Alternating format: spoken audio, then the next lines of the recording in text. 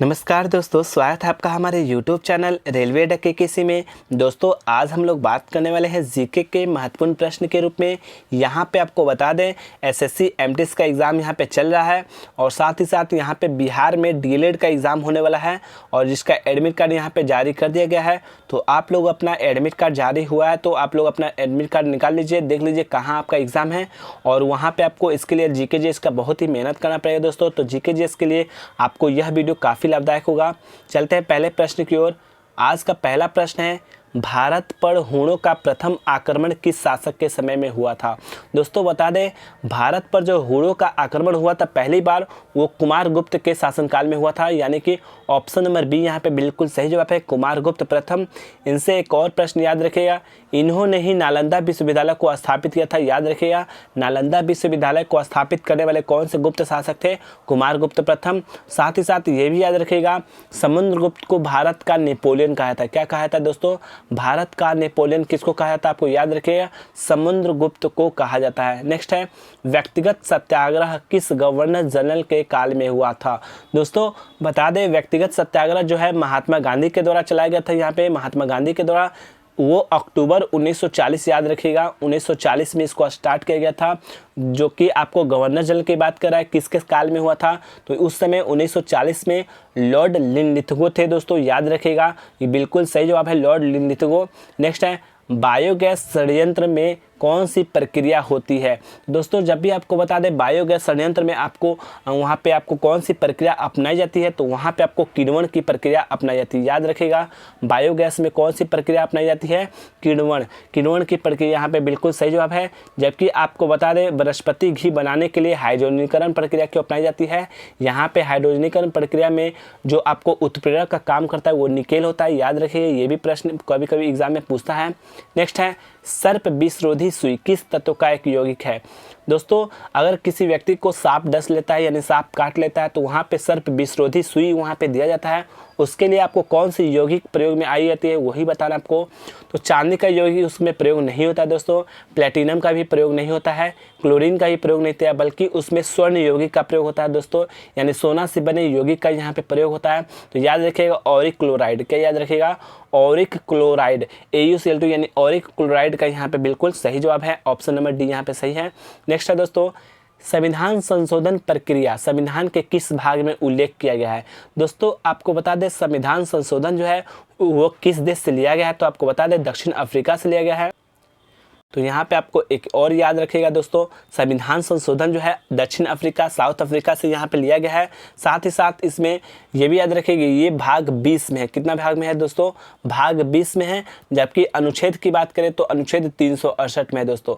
ये तीन प्रश्न आपको याद रखिएगा, संविधान संशोधन कहाँ से लिया गया है तो दक्षिण अफ्रीका से, किस अनुच्छेद में है 368 अनुच्छेद में, किस भाग में है 20वें भाग में है। नेक्स्ट है, 73वें संविधान संशोधन के बाद वह पहला राज्य कौन सा था जिसने पंचायती राज संस्थाओं को सीधे चुनाव करवाने का फैसला लिया था। दोस्तों इस क्वेश्चन को बहुत ही अच्छे तरह से याद रखिएगा, इसका आंसर हो जाएगा मध्य प्रदेश, यानी ऑप्शन नंबर बी यहाँ पे बिल्कुल सही जवाब है। जब 1992 में 73वां संविधान संशोधन आया था दोस्तों, तो उस समय पहली बार आपको मध्य प्रदेश के द्वारा ही आपको पंचायती राज संस्थाओं का सीधे चुनाव किया गया था। साथ ही साथ इसके यानी 73वें संविधान संशोधन 1992 के द्वारा ही आपको महिलाओं को 33% जो है आरक्षण दिया गया था इसमें भाग लेने के लिए, अपना याद रखेगा 1/3 भाग। साथ ही साथ इसमें याद रखना ये भी आपको दोस्तों 24 अप्रैल को, किस तारीख को 24 अप्रैल को जो है ना यहाँ पे आपको पंचायती राज दिवस मनाया जाता है, याद रखिएगा। नेक्स्ट है, भारत का सबसे बड़ा और दुनिया का दूसरा सबसे बड़ा मठ जो है तवांग मठ वो कहाँ स्थित है आपको बताना है। दोस्तों भारत का सबसे बड़ा है और विश्व का क्या है दूसरा सबसे बड़ा, ये तवांग मठ जो है आपको अरुणाचल प्रदेश में है। याद रखिएगा सी ऑप्शन यहाँ पे बिल्कुल से जो है अरुणाचल प्रदेश तवांग मठ। नेक्स्ट है, जहाँ यह मानते हैं कि गौतम बुद्ध ने अपना पहला उपदेश दिया था उस स्मारक का आपको नाम बताना है जिसे सिटी ऑफ होली बुद्ध भी कहा जाता है।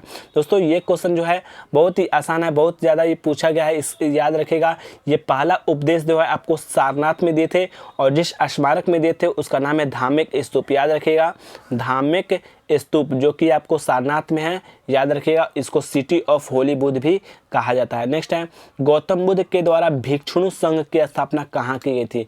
दोस्तों ये बता दें आपको भिक्षुणु संघ क्या है, तो ये महिलाओं का का प्रवेश जो है इस संघ में कराया जाता था, भिक्षु संघ में महिलाओं के लिए। तो पहली बार जो महिला इसमें प्रवेश की थी वो प्रजापति गौतमी थी। याद रखिएगा, प्रजापति गौतमी जो कि गौतम बुद्ध के ये सौतेली माता जी थी। साथ ही साथ ये भी याद रखिएगा कि इस संघ को स्थापित करने के लिए गौतम बुद्ध को अनुरोध किसने किया था, तो उनके शिष्य का नाम है आनंद। तो आनंद ने ही कहा था गौतम बुद्ध के द्वारा, गौतम बुद्ध जी को कि भिक्षु संघ की स्थापना आप कीजिए। लेकिन अब क्वेश्चन है कि वो कहाँ पे की गई थी, तो याद रखिए इसकी स्थापना है वैशाली में की गई थी। क्या याद रखिएगा, वैशाली में भिक्षु संघ की स्थापना की गई थी। प्रजापति गौतमी जो है इनकी पहली आपको शिष्या थी, वही बनी थी आपको भिक्षु संघ। नेक्स्ट है महावीर और गौतम बुद्ध दोनों ने किसके शासनकाल में उपदेश दिया था। दोस्तों आपको बता दें, महावीर भी और गौतम बुद्ध भी ये दोनों ने ही आपको बिंबिसार के शासनकाल में, याद रखिएगा हर्यक वंश के संस्थापक हैं, मगध पर हर्यक वंश के संस्थापक बिंबिसार हैं, उन्हीं के शासनकाल में इन्होंने अपना यहाँ पे उपदेश दिया था। साथ ही साथ ये भी याद रखिएगा गौतम बुद्ध के द्वारा जो भी उपदेश दिया था वो आपको पाली भाषा में दिया गया है, जबकि महावीर के द्वारा जो भी उपदेश दिया है वो आपको प्राकृत भाषा में दिया गया है। ये भी दोनों क्वेश्चन आपको याद रखना है। नेक्स्ट है राष्ट्रीय स्मारक एवं स्थानों के संरक्षण का उल्लेख किस अनुच्छेद में है। दोस्तों आर्टिकल से प्रश्न हमेशा ही एग्जाम में आता रहता है, तो आर्टिकल आपको याद करके जाना है। बात करते हैं राष्ट्रीय स्मारक और स्थानों के संरक्षण की, तो ये आपको आर्टिकल नंबर 49 में, कितना नंबर पे दोस्तों, आर्टिकल नंबर 49 में है आपको राष्ट्रीय स्मारक और स्थानों का संरक्षण। साथ ही साथ 50 भी याद रखिएगा दोस्तों, ये आपको न्यायपालिका को कार्यपालिका से अलग करता है, पृथकीकरण करता है। और 51 जो है अंतर्राष्ट्रीय शांति बनाए रखना और विश्व शांति जो है आपको बनाए रखना, ये 51 में याद रखिएगा। नेक्स्ट है प्राथमिक और द्वितीयक इंद्रधनुष में, जो प्राथमिक इंद्रधनुष बनता है, जो द्वितीयक इंद्रधनुष बनता है दोस्तों, उसमें कौन से क्रमशः रंग आपको बताना है जिसकी पट्टी बाहर की ओर और अंदर की ओर आपको दिखाई देती है। दोस्तों यहाँ पे पहली बार आपको याद रखिएगा, यहाँ पे इसका आंसर हो जाएगा लाल और बैगनी। क्या याद रखिएगा, क्रमशः पूछा गया इसलिए ऑप्शन ए में है बैगनी और लाल, जो कि बैगनी और लाल क्रमशः नहीं होता है, क्रमशः पूछा गया है। तो याद रखिए लाल और बैगनी रंग की पट्टी जो है बाहर और दिखती है। नेक्स्ट है बायोगैस में मुख्यतः क्या होती है। दोस्तों बायोगैस में जो रसायन होता है वो मुख्यतः क्या होती है, ये याद रखिए। यहाँ पे कार्बन डाइऑक्साइड और हाइड्रोजन नहीं होता है दोस्तों, यहाँ हाइड्रोजन और मीथेन नहीं होता है, कार्बन डाइऑक्साइड और ऑक्सीजन नहीं होता है। इसमें आपको होता है कार्बन डाइऑक्साइड और मीथेन होता है, यानी CO2 प्लस CH4, ये आपको रहता है बायोगैस में। नेक्स्ट है कौन अनुवांशिक रोग जो है आपको, कौन अनुवांशिक रोग इसमें नहीं है, तो इसमें आपको बता दें दोस्तों थैलीसीमिया है, वर्णार्थता है और हीमोफीलिया, ये तीनों ही अनुवांशिक रोग है, जेनेटिक रोग है, डिजीज है, जिसमें थैलीसीमिया है, वर्णार्थता है और हीमोफीलिया है। नेक्स्ट है ल्यूकेमिया।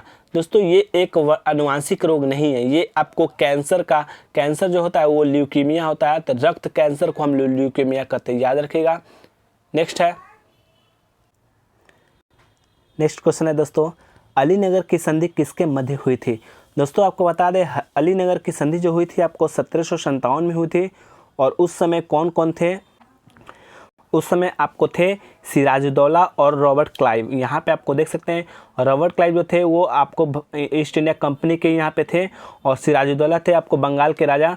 तो इनके मध्य में हुई थी अलीनगर की संधि 1757 में। नेक्स्ट है किस वायसराय ने कोलकाता में फोर्ट विलियम कॉलेज की स्थापना की थी। दोस्तों आपको बता दें कलकत्ता में फोर्ट विलियम कॉलेज की स्थापना लॉर्ड वेलेस्ली ने किया था, आपको याद रखिए, और वो भी 1800 ईस्वी में, याद रखिएगा। टोटल यहाँ पे टोटल याद रखिएगा 1800 में, टोटल 1800 में यहाँ पे आपको फोर्ट विलियम कॉलेज की स्थापना लॉर्ड वेलेस्ली ने किया था, जिसको आपको ये भी याद रखिएगा बंगाल का खुद का शेर कहने वाला आपको लॉर्ड वेलेस्ली ही थे। बंगाल का शेर जो है लॉर्ड वेलेस्ली को कहा जाता है।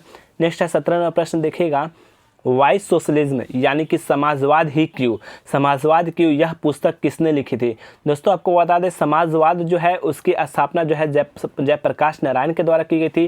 तो इन्होंने अपनी पुस्तक जो लिखी थी समाजवाद क्यों, इस पुस्तक को याद रखिएगा समाजवाद क्यों, ये जयप्रकाश नारायण के द्वारा लिखी गई थी, और ये पार्टी भी स्थापना जयप्रकाश नारायण के द्वारा की गई थी। नेक्स्ट है रेयान किससे निर्मित होता है, यानी रेयान जो है ये किससे बनता है दोस्तों। तो रेयान जो बनता है आपको सेल्यूलोज से बनता है, यानी याद रखिएगा सेल्यूलोज से बनता है आपको रेयॉन, ये बिल्कुल ही क्वेश्चन सही है, आंसर भी आपको बिल्कुल सही है। नेक्स्ट है, किस अम्ल का प्रयोग जो है पेट्रोलियम के शुद्धिकरण में प्रयोग किया जाता है। दोस्तों पेट्रोल का शुद्धिकरण के लिए आपको जो अम्ल का प्रयोग होता है वो कौन है, आपको बता दें H2SO4 यानी सल्फ्यूरिक अम्ल होता है। दोस्तों यहाँ पे कौन होता है, सल्फ्यूरिक अम्ल का प्रयोग जो होता है पेट्रोलियम के शुद्धिकरण में आपको किया जाता है, ये भी याद रखिएगा। नेक्स्ट है, दाब के बढ़ने से ध्वनि की चाल पर क्या प्रभाव पड़ता है।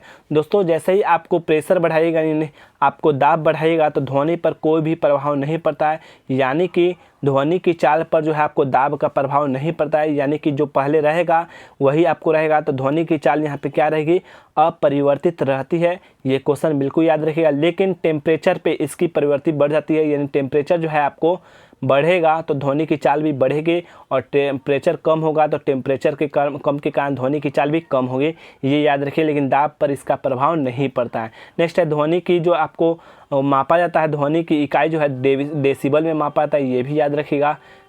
और आज के लिए दोस्तों इतना ही है। वीडियो अगर पसंद आए तो लाइक कीजिएगा, चैनल पे पहली बार आए तो सब्सक्राइब कर लीजिएगा दोस्तों, चैनल पे बहुत ज़रूरी है दोस्तों सब्सक्राइबर यहाँ पे। तो मिलते हैं नेक्स्ट वीडियो में। जय हिंद दोस्तों।